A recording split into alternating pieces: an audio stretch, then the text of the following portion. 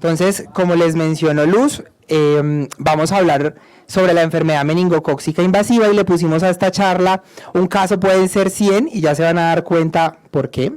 Entonces, estos son mis conflictos de intereses. Esta es una charla por la que recibo honorarios de GSK, pero toda la información que les estoy dando es mía. ¿Listo? Es mía. Entonces, vamos a empezar con un par de casos clínicos para ejemplificar algo de la enfermedad meningocócica. Vamos a hablar un poquito de la epidemiología, la clínica, el diagnóstico, vacunas y al final una cosa muy importante y es cómo comunicar en vacunas.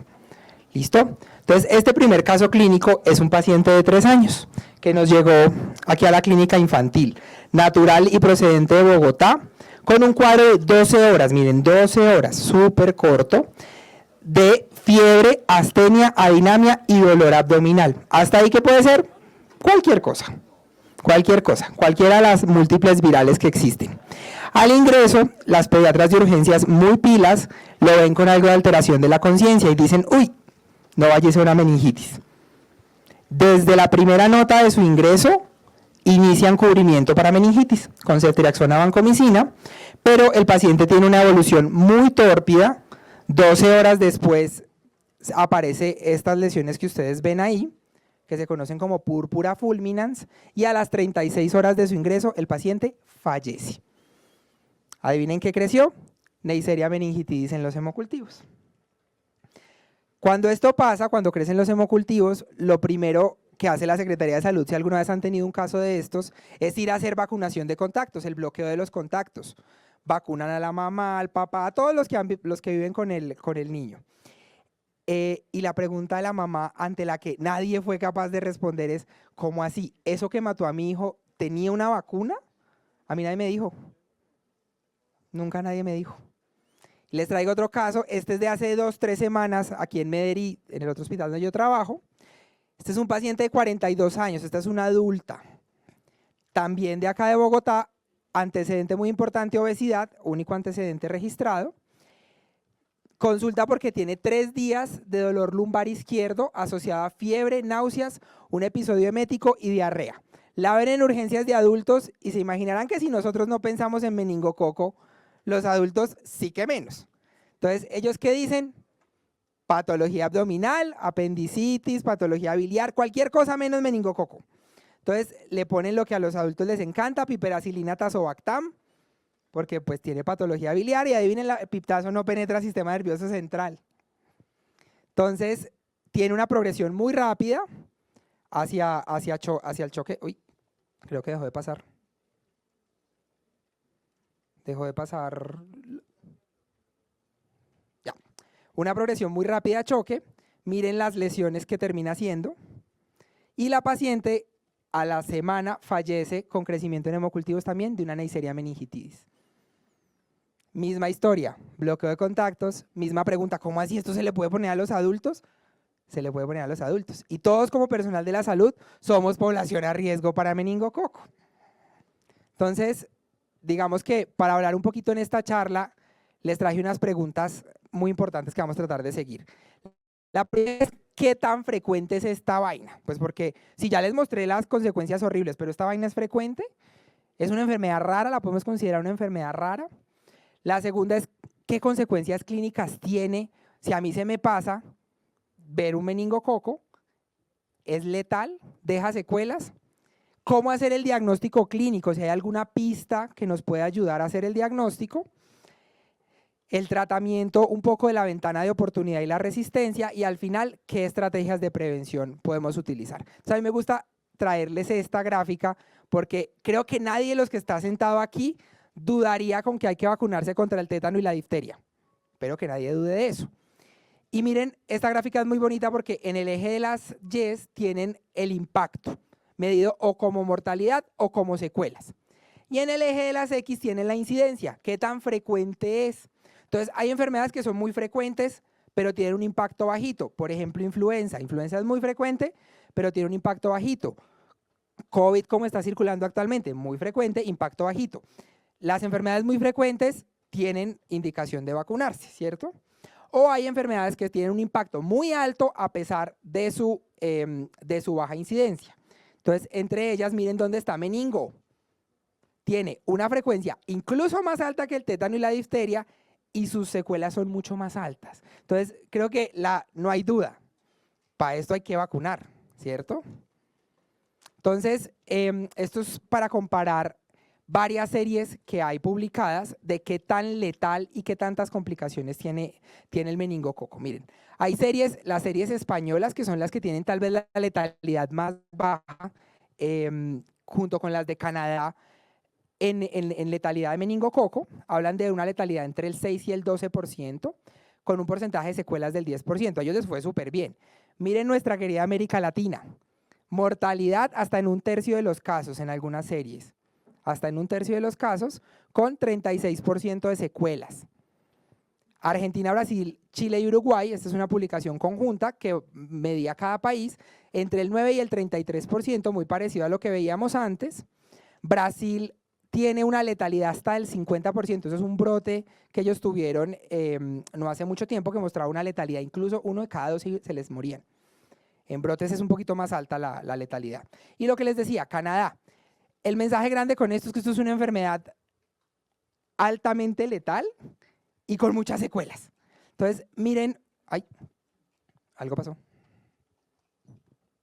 Esperemos. Ahí les iba a mostrar un poquito la gráfica año a año, cómo en los 4 países latinoamericanos ha variado la mortalidad del meningococo. Y si ustedes, cuando nos pongan la gráfica, van a ver que la mortalidad en general en Brasil ha sido medianamente constante, pero va en picos y valles.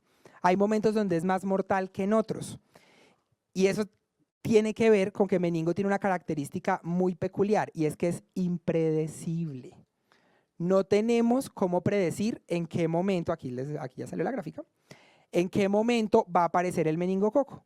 Sabemos que hay picos epidémicos, que entre cada 8 a 14 años él aparece, pero ¿cuándo? No hay cómo predecirlo. ¿Listo? Es una enfermedad impredecible. Miren la letalidad en los diferentes países de América Latina, cómo varían. Y esto solo para compararlo con algunas otras enfermedades inmunoprevenibles, de las que creo que, de nuevo, nadie duda que hay que vacunar. Miren, sarampión.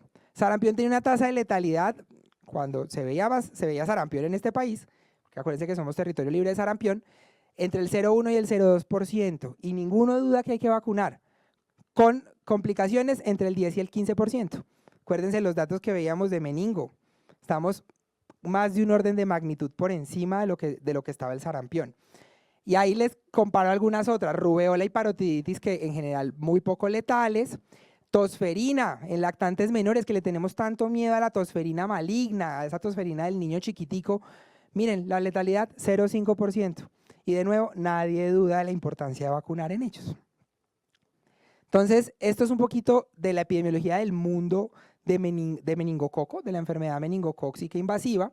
Tenemos algunos datos de Colombia que se los voy a desglosar aquí, pero lo que quiero que vean con esta gráfica es que los serotipos causantes de enfermedad meningocócica, los serogrupos realmente, causantes de enfermedad meningocócica, varían dependiendo de donde uno esté parado. Pero es que no es dependiendo solo de donde uno esté parado, sino de donde uno esté parado en el tiempo, porque se van a dar cuenta que varían con los años. Entonces, estos son algunos datos de América del Sur. Miren, en Argentina, muy importante el serogrupo B. En Brasil, muy importante el serogrupo C, aunque el serogrupo B empezó a aumentar. Ellos incluyeron su vacuna o aprobaron su vacuna hace varios años de meningo B. Chile tiene un alto impacto por el W. Sin embargo, después de que ellos incluyeran la vacuna ACYW, pues empezó a aumentar evidentemente el que no está cubierto, que era el B. ¿Listo?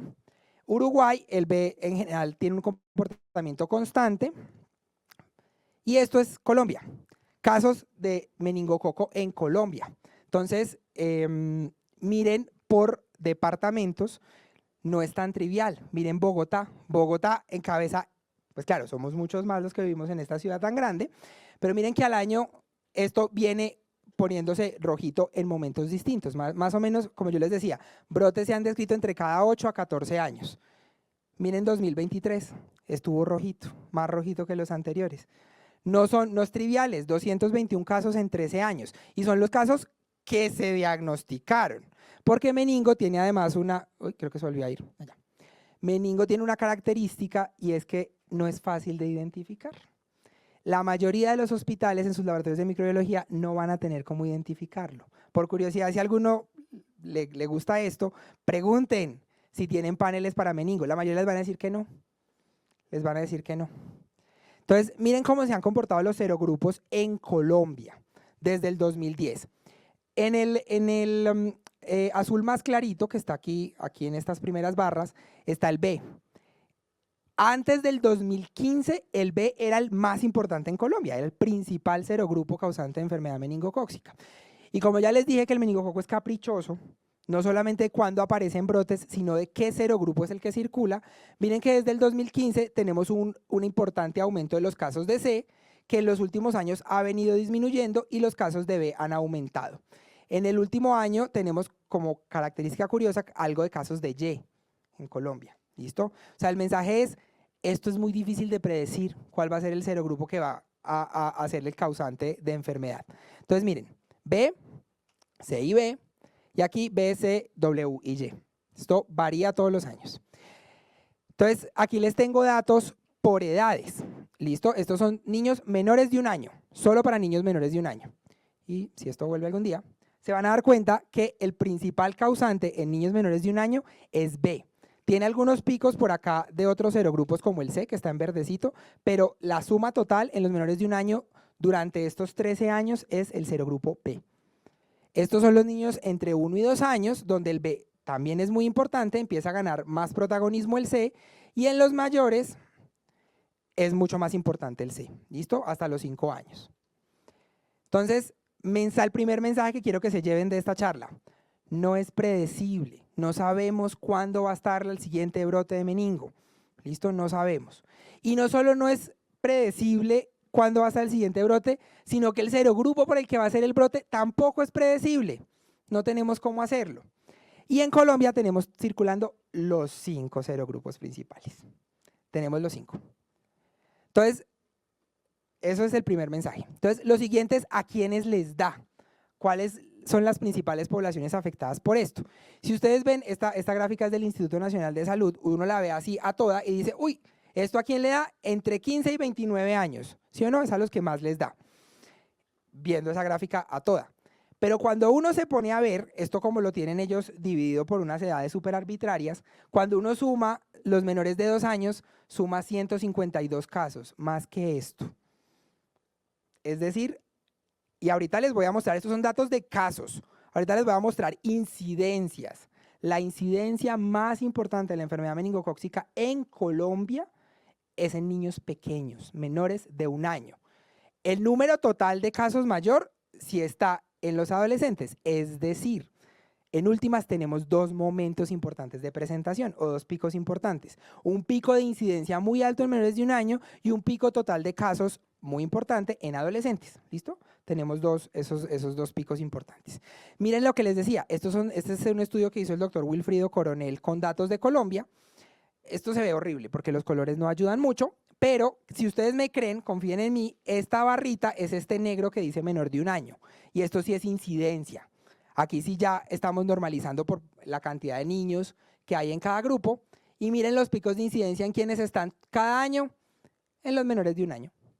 ¿Listo? Esto es una enfermedad que es muy incidente en niños menores de 1 año.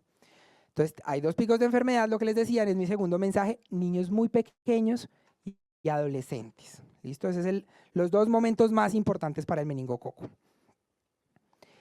Lo tercero es hablar un poquito de la clínica. Vamos a hablar de qué tan grave es esto. Entonces, aquí les traigo una serie de casos chilena. Fueron 61 casos donde ellos midieron secuelas. Entonces, lo primero que quiero contarles es que esta serie es muy parecida a lo que tenemos de Colombia en datos de secuelas. 60% de los pacientes, es decir, 37 de 61, presentaron al menos una secuela al alta hospitalaria. Es decir, de estos pacientes, más de la mitad tuvieron algunas secuelas. ¿Qué secuelas? Depende de la presentación clínica, porque van a ver que el meningococo tiene varias presentaciones. Uno puede debutar con meningitis, con meningococcemia, con artritis. Al meningococo le gustan las articulaciones, es la menor cantidad de casos, pero también están en las articulaciones. Miren, en azulito, es que aquí no se ve muy bien, pero en azulito son las complicaciones neurológicas, ¿listo? que son la principal complicación. ¿Listo? También puede haber hipoacusia, algunas complicaciones osteoarticulares. Y otro dato muy importante de este estudio es que el 72% de los pacientes fueron a la unidad de cuidado intensivo. Es decir, esto es una enfermedad tremendamente grave. ¿Listo? Tremendamente grave. Esto solo para comparar qué tan letal y qué tantas secuelas deja el meningo versus otras enfermedades inmunoprevenibles. Aquí les traigo sarampión, rubeola, parotiditis, tosferina, varicela y hepatitis B. Y a ojo de buen cubero, ustedes ven que esto mínimo está al doble. Mínimo está al doble que la peor de las otras, que es tosferina. Mínimo está al doble. Entonces, meningo es una enfermedad que no solo tiene una letalidad muy alta, que es la barra azul, que miren que ninguna se le compara en letalidad, sino que además tiene una tasa de complicaciones también más alta. ¿Listo? Entonces, tiene una alta mortalidad. En promedio, estos son datos promedio para que se lleven en la cabeza. 1 de cada 5 niños que les da meningococo se van a morir, aún con tratamiento. Aún con tratamiento. Y de los que no se mueren, entre el 20 y el 60% van a tener alguna secuela. Y la principal secuela son secuelas neurológicas. Entonces, ya vieron, es una enfermedad letal y secuelante.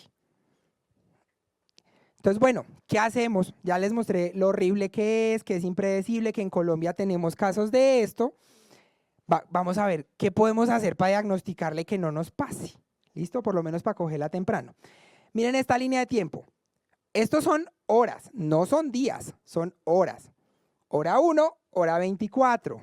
Y eso ya da mala espina que yo no les esté mostrando sino 24 horas de foto de la clínica. Miren en las primeras 10 horas los síntomas que tiene la enfermedad meningocócica. Dolor de cabeza, dolor de garganta, sed en el 12%, mialgia y fiebre. Hasta ahí, ¿qué puede ser? Cualquier cosa. Dengue, muy frecuente en nuestro país, puede caer ahí.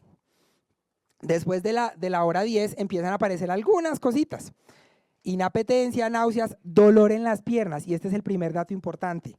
El meningococo da mucho dolor en las piernas. Solamente en el 50% de los casos, en la mitad. Pero eso es el primer dato que ya lo empieza a decir a uno, bueno, a lo mejor no les estoy diciendo que todos los pacientes que llegan con fiebre y dolor en las piernas tienen meningococo, pero empieza a aparecer por lo menos algo diferente al resto. Hacia la mitad del día, después de que uno tiene, empiezan a aparecer ya los síntomas que a nosotros sí nos prenden las alarmas. La rigidez nucal, solo en la mitad de los casos. Las extremidades frías, también solo en la mitad de los casos. Y ya empieza esto a progresar, fotofobia, color anormal de piel, el rash. A todos nos encanta el rash. Meningococo igual a exantema, ¿sí o no? A brote. Solo en el 65% de los casos y aparece tarde. ¿Por qué? Porque hacia las 24 horas el niño ya se está muriendo. Ya se está muriendo. Esto es una enfermedad de progresión muy rápida. Esto es de donde salen todos estos datos que yo les digo. Algunas pistas para pues como para tratar de cogerlo pronto. Síntomas tempranos, dolor en extremidades les contaba, algo de frialdad y algún color anormal en la piel. Esos pueden ser los síntomas más pequeñitos. 8 a 12 horas. Y los síntomas clásicos, que son erupción hemorrágica, rigidez en el cuello, aparecen ya muy tarde. ¿Listo? Entonces, esto aparece tardíamente. Entonces, los síntomas más reportados en las series de casos son fiebre en el 78%. Miren, hay un 20% que no hacen ni fiebre. Diagnosticarlo se vuelve muy duro, ¿no? Vómitos en el 36% de los casos. En esta serie, solo 30% tuvieron brote. Y dolor de cabeza solo en el 24%. Algunas presentaciones gastrointestinales, náuseas, vómito y diarrea. En el serogrupo W sobre todo, hasta el 40% de los casos. Entonces, el mensaje es, la progresión es muy rápida. A las 24 horas de los que se mueren, a las 24 horas ya el 85% se había muerto. Y al día 7, el 93% de los que se iban a morir. O sea, esto progresa rapidísimo. ¿Qué tenemos en Colombia? Estos son datos del Instituto Nacional de Salud. La mayoría de las presentaciones que tenemos en Colombia son meningitis. ¿Por qué? Porque son las que diagnosticamos. Muchas meningococcemias no crecen, no se identifican y no entran en la vigilancia. ¿Listo? Entonces, los síntomas específicos aparecen tarde. Ese es el cuarto mensaje.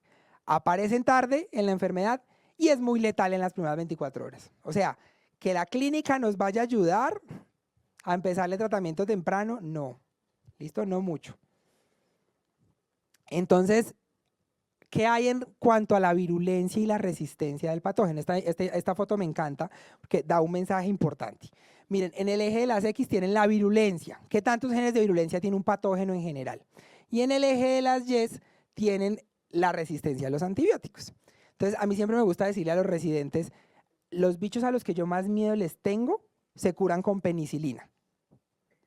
¿Por qué? Porque esto es una ley que aplica para las bacterias y para todos en la vida. A uno le cuesta. Todo lo que uno tiene, a uno le cuesta. Entonces, si uno tiene más genes de virulencia, a la bacteria le cuesta. Tiene que invertir energía, toda su maquinaria para producirlos. Y eso es a costillas de no tener genes de resistencia. Y al revés. Si yo tengo muchos genes de resistencia, a mí me toca invertir energía a eso y quitársela a los genes de virulencia. Este es un bicho que está para este lado, no tanto para este. Listo, aquí la resistencia no es el problema grande, el problema es la virulencia. Y muchos lo han visto. Un niño puede tener una pseudomonas multidrogoresistente y estar un año bacterémico. Tuvimos uno en cardioinfantil una vez con una endocarditis. Un año bacterémico por pseudomonas. No se murió.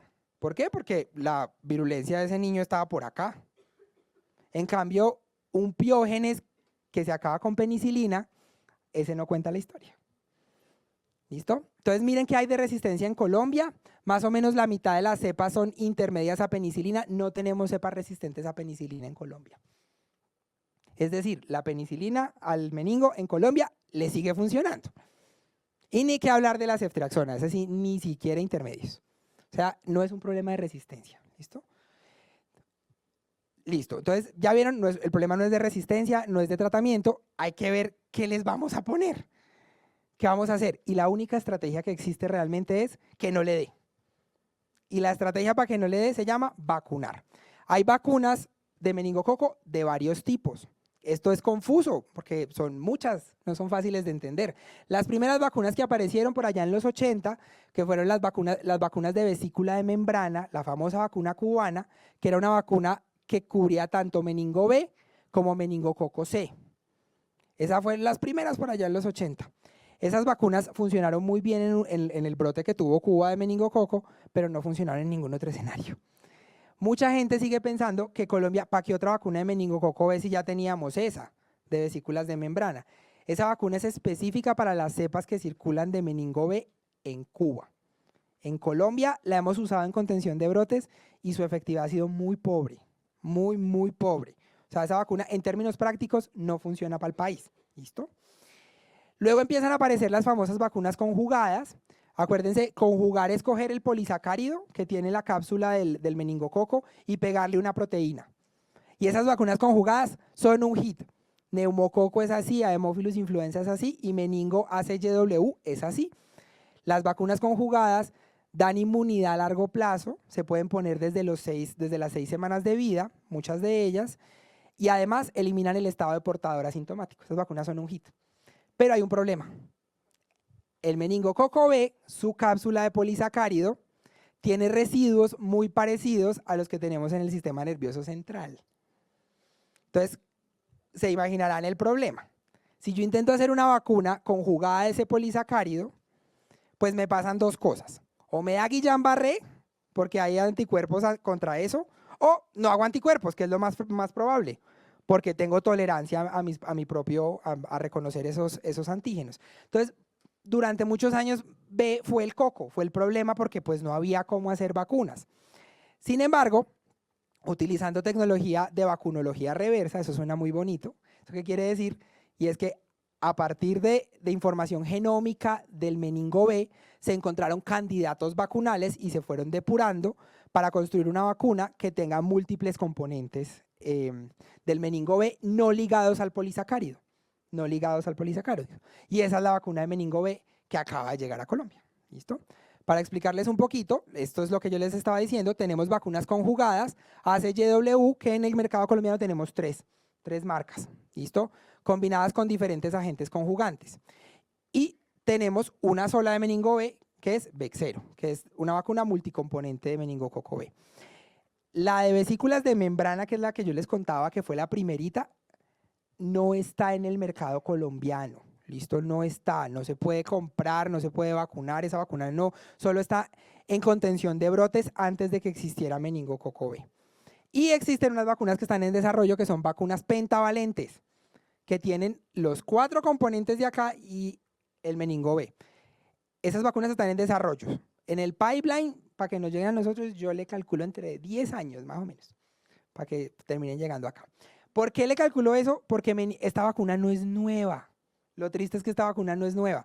Lleva licenciada por la FDA 10 años.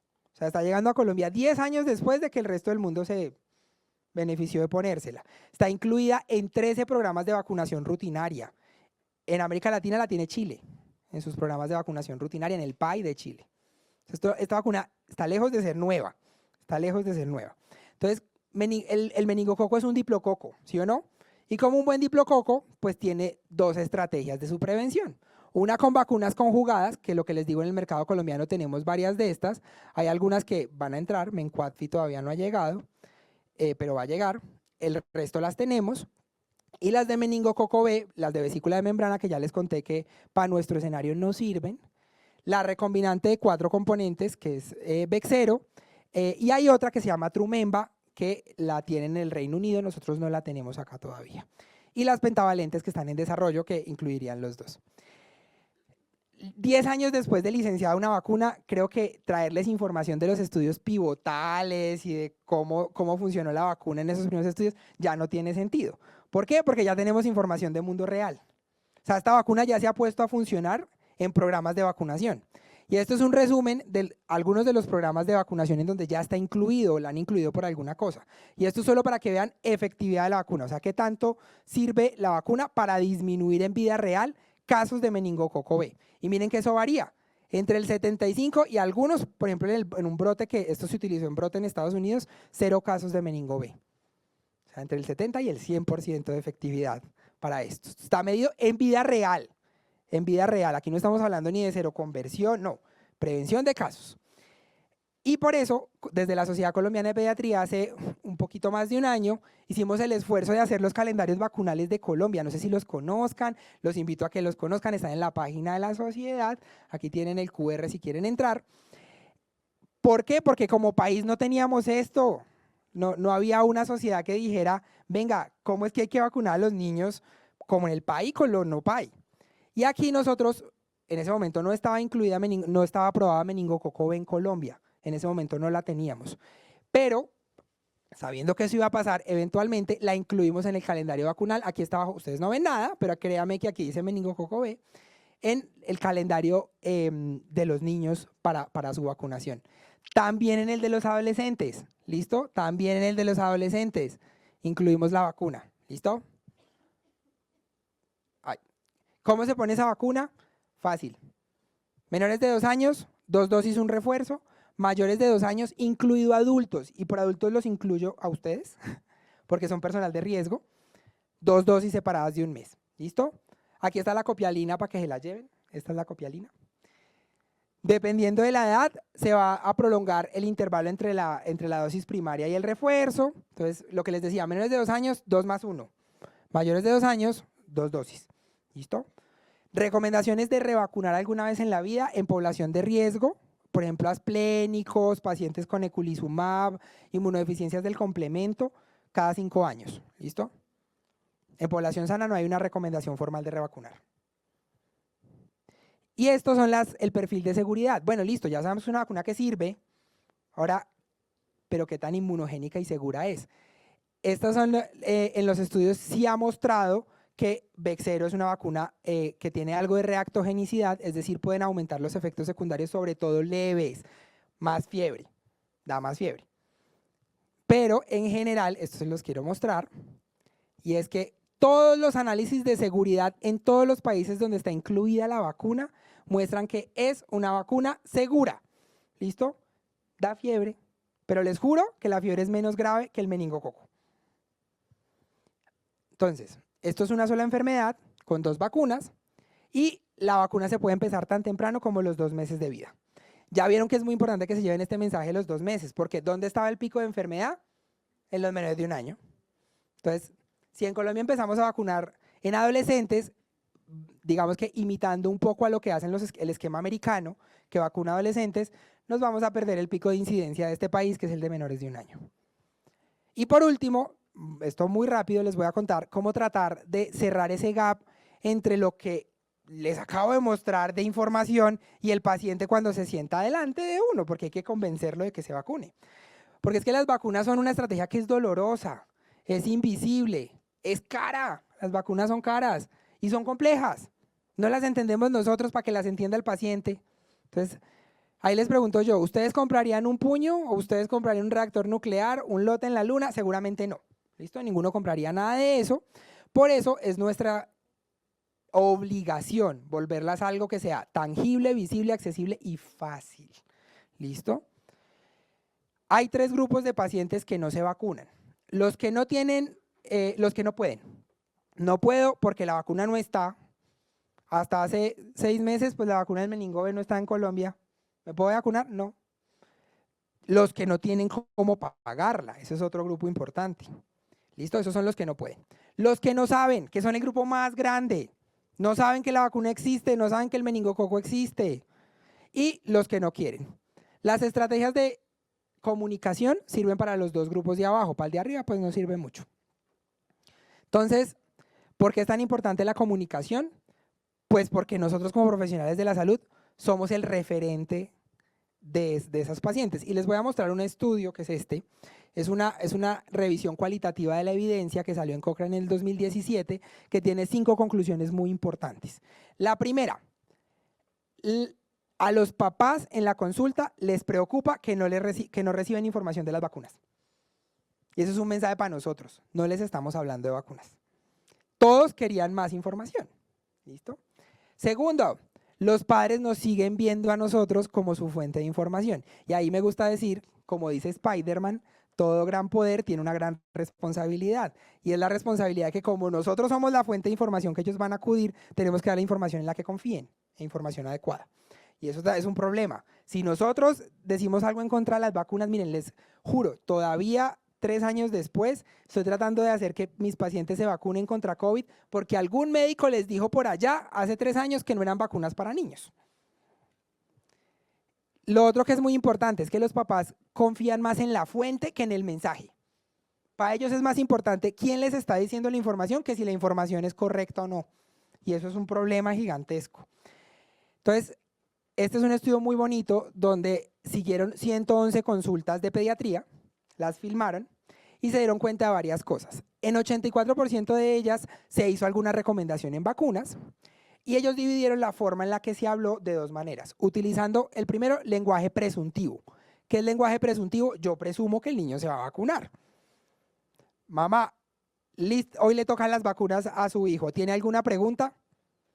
Pues ahí estoy presumiendo que el niño se va a vacunar. O lenguaje participativo o participatorio, donde yo hago a la mamá partícipe de la decisión.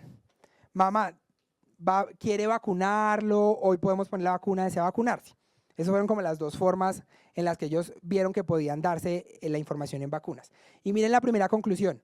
De los que utilizaron lenguaje presuntivo, 74 aceptaron vacunarse. Versus el lenguaje participatorio, solo 4% aceptaron vacunarse. Entonces, primer mensaje, en la consulta que hay que utilizar, lenguaje presuntivo. ¿Listo? No lenguaje participatorio. Entonces, su hijo debe recibir la vacuna de meningococo B hoy. ¿Tiene alguna pregunta? No hay duda.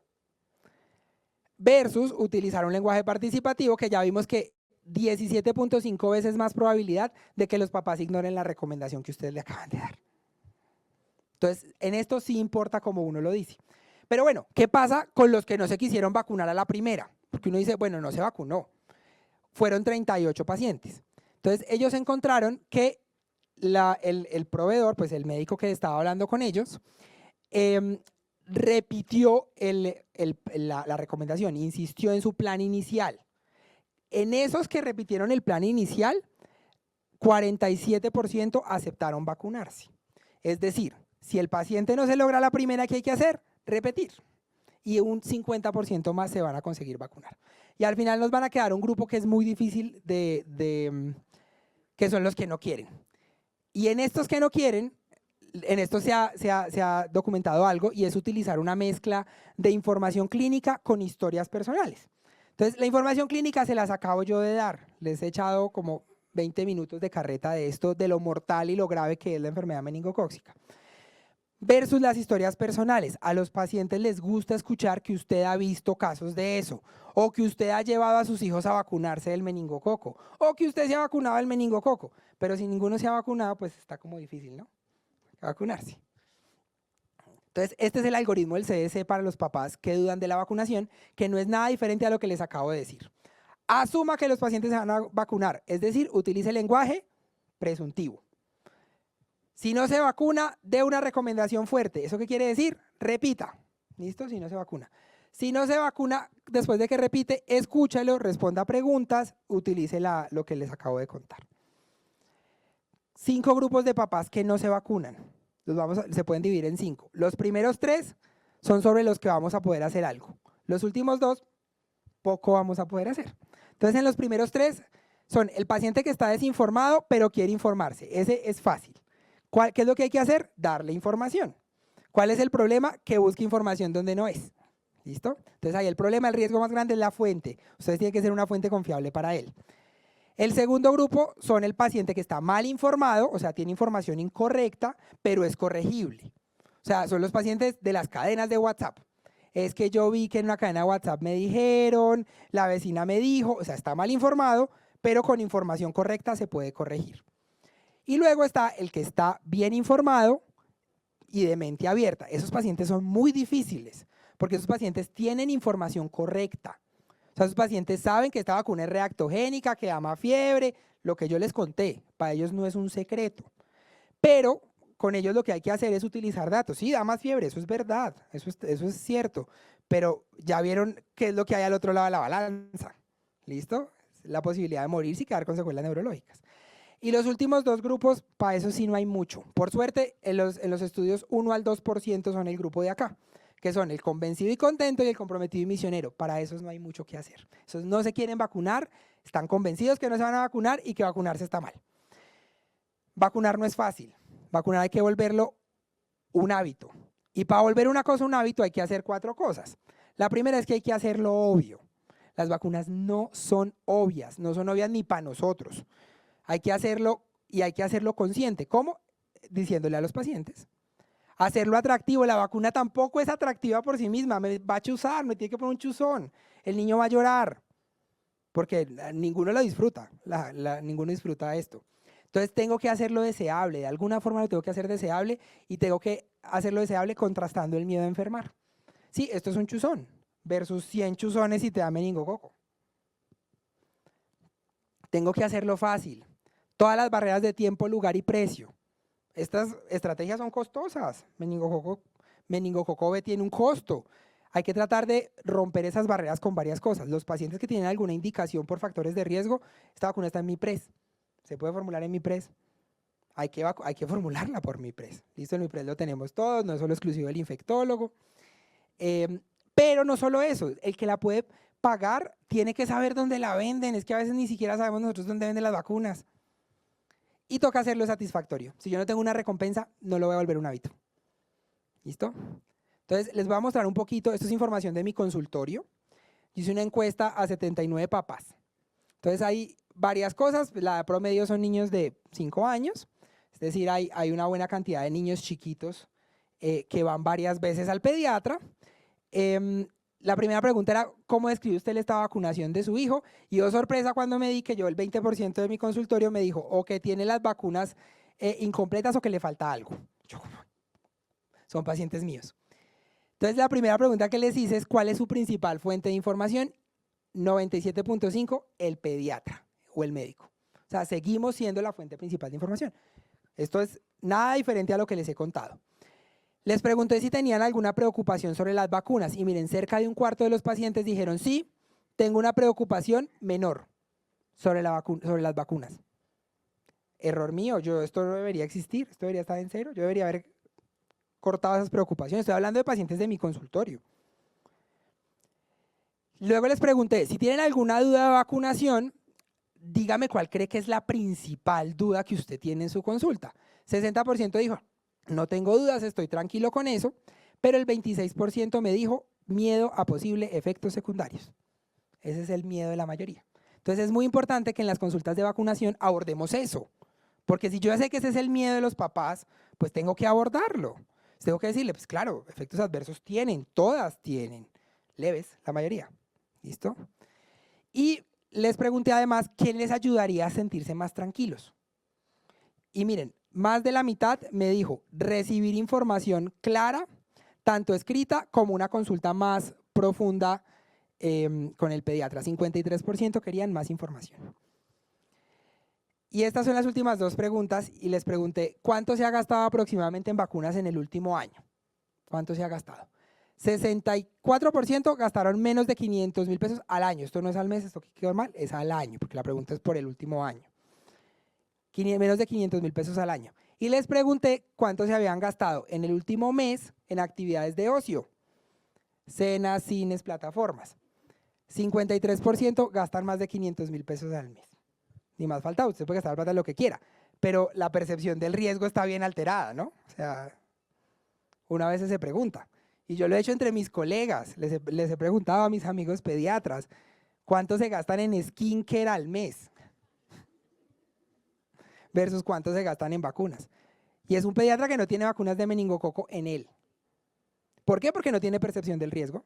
Para él esto no es un problema. Ni más faltaba, gástense todo lo que quieran en skincare.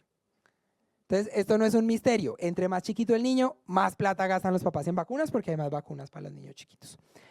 5 mensajes que quiero que se lleven de enfermedad meningocócica. La primera es una enfermedad impredecible. No sabemos cuándo va a llegar el siguiente brote. 95% de los pacientes que les da enfermedad meningocócica son sanos. No tienen factores de riesgo. Y eso es otro mensaje importante que les tiene que quedar. 1 de cada 5 pacientes con enfermedad meningocócica va a fallecer aún con tratamiento. Secuelas muy frecuentes, 20 al 60% en los que no se mueren. Es una sola enfermedad, pero tiene 2 vacunas. ¿Listo? O sea, la estrategia es doble, no es una sola vacuna, por el momento. Ya para finalizar, ya vieron, la enfermedad meningocócica es letal, tiene un alto porcentaje de complicaciones, puede dar en todas las edades, pero sobre todo en menores de 1 año. Cuidado con los adolescentes, también acuérdense que hay un pico de casos en adolescentes. Hay diferentes serogrupos circulantes, no son predecibles, no sabemos si va a ser B, si va a ser C, si va a ser Y. Es difícil identificarlo tempranamente, muy difícil. O sea, ya le dio la enfermedad meningocócica, ya nos atenemos a todo lo que ya les conté. Y hay una necesidad muy importante de prevención, sobre todo teniendo en cuenta el inicio temprano de esta enfermedad, empezar vacunación desde lo más temprano que podemos, que son los 2 meses. Y eso les quería contar hoy. Muchas gracias.